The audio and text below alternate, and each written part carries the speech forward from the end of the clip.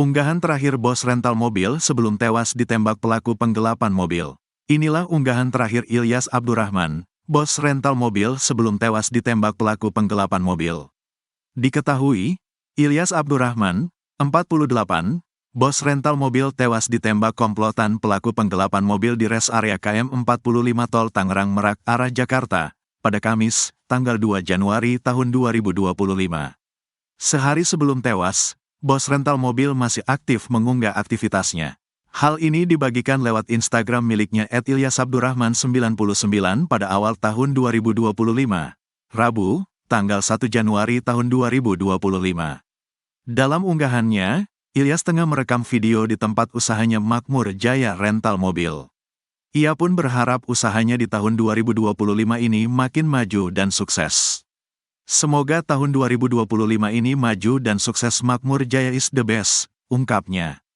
Semoga berkah, tulis keterangan unggahan. Kini postingan terakhirnya pun sontak jadi sorotan dan dibanjiri ucapan duka. Masih gak percaya Om Ilyas? Husnul khotimah Om Ilyas orang baik, tulis akun V*, turut berduka cita. Husnul khotimah Bapak Ilyas, tulis akun @rentalmobil.pewayangan_Cinere, ya Allah, org baik SMG HSN Ketmah, tulis akun @al*, sebagaimana diketahui, dalam penembakan ini Ilyas meninggal dunia. Sementara, karyawannya kini kritis. Penjelasan polisi, Kasat Reskrim Polresta Tangerang, Kompol Arif N. Yusuf pun mengungkap kronologi kejadian.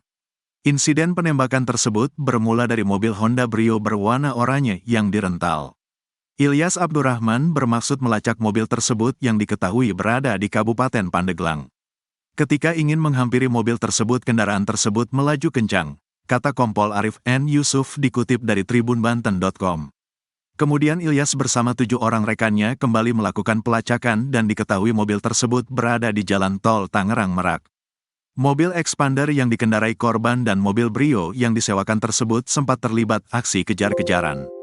Saksi menemukan mobil Brio warna oranye milik keluarganya, berhenti di depan Indomaret res area KM 45, katanya.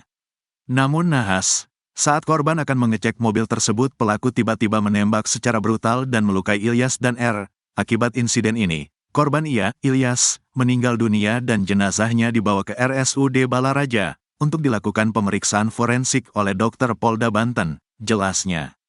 Sedang R yang terluka parah dirujuk ke RSCM Jakarta untuk mendapatkan perawatan intensif. Saat ini polisi masih melakukan penyelidikan terkait kasus tersebut. Sedangkan pelaku penembakan berhasil melarikan diri.